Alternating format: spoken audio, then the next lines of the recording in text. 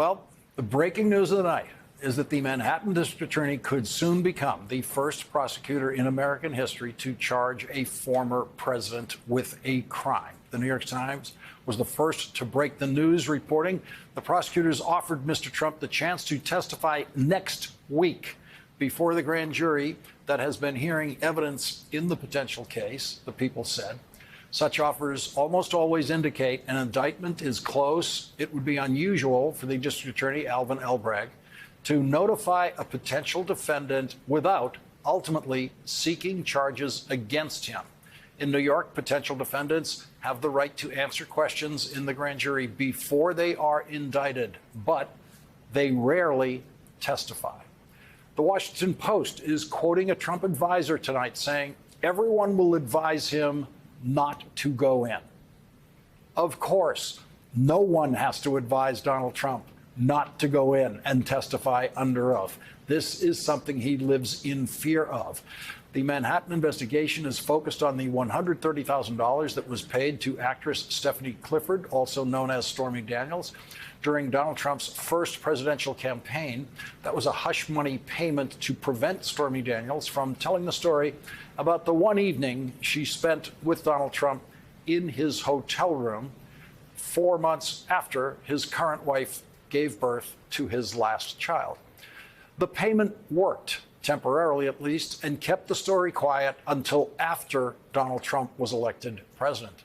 The payment to Stormy Daniels was arranged by Donald Trump's operative Michael Cohen, who was convicted on federal charges in that case. Michael Cohen was sentenced to 3 years in federal prison after admitting under oath, as prosecutors told the court, quote, he acted in coordination with and at the direction of Individual One.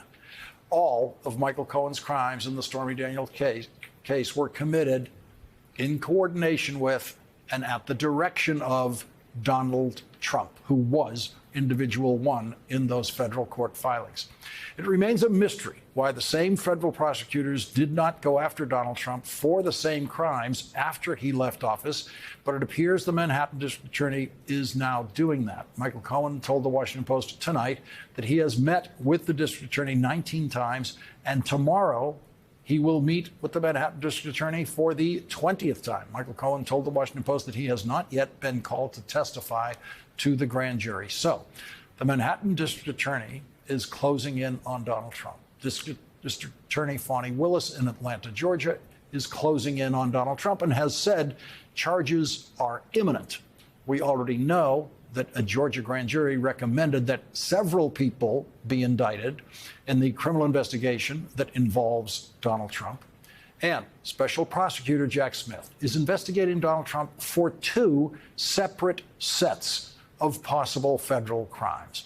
One involving Donald Trump's possession of government documents after he left office, and the other involving Donald Trump's actions leading up to and on January 6th. So there are 4 separate criminal prosecutions that are closing in on Donald Trump. And you have to ask yourself, what are the odds?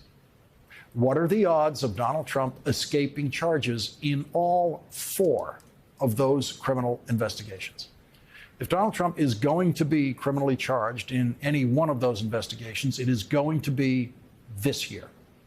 2023 is going to be the year in history when the first former president of the United States is charged with a crime. It'll be the year for the first time that happens. Or it's going to be the year when Donald Trump finally gets all of his criminal legal problems behind him. And if Donald Trump is charged with a crime, it might actually help House Republicans, because it would take attention away from the way they are humiliating themselves in their own hearings just about every day now.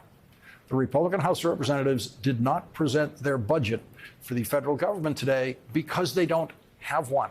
Instead, they held clownish hearings in which the Republican members of the committees and their witnesses were humiliated repeatedly by the truth. Republican Trump fanatic Jim Jordan, who has never met a subject he wasn't eager to lie about, held a hearing to find out what was going on at Twitter before Elon Musk bought it.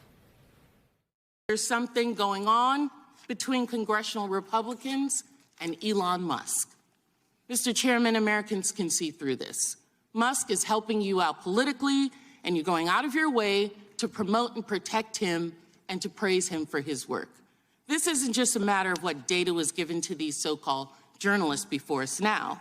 There are many legitimate questions about where Musk got the financing to buy Twitter. We know for a fact that foreign countries like Qatar, Saudi Arabia, and possibly even Russia and China are investors presently in Twitter. Do these countries now have access to private Twitter user data? What agreements has Elon Musk reached with them?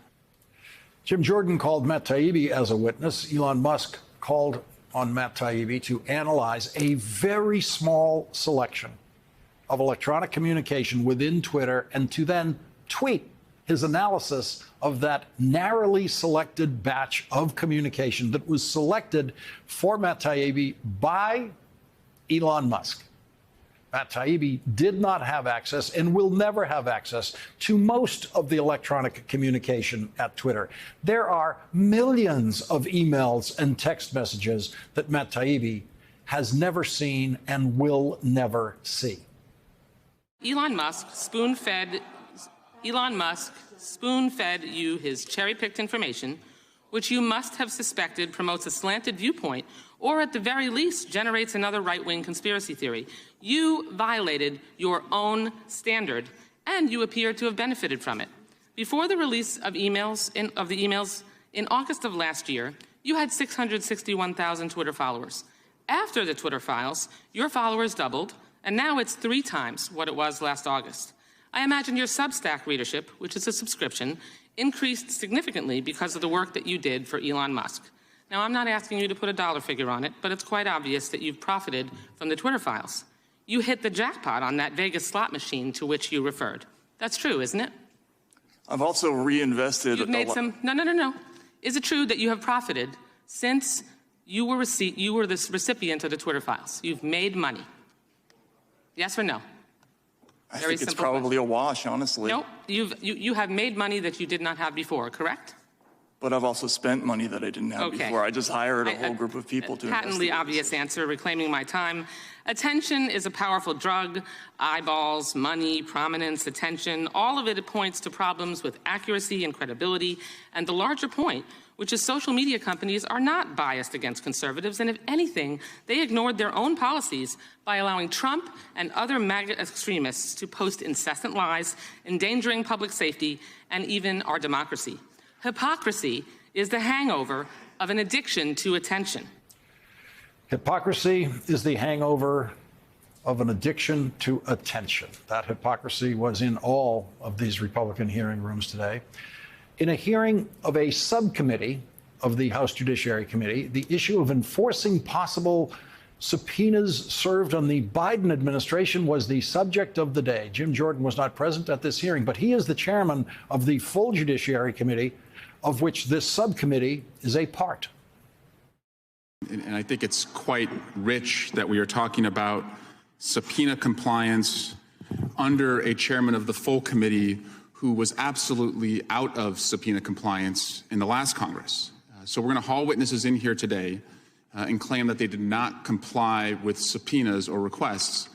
And that request is so rich because it's coming from a chairman who himself did not comply with the January 6 committee's request. So May 31, you see a letter sent to then Representative Jordan asking that he honor his subpoena. He was asked over and over and over, you were a witness to a crime. You were a witness to the greatest crime ever committed with the most criminals ever indicted in America. Will you help your country? Will you comply with that subpoena?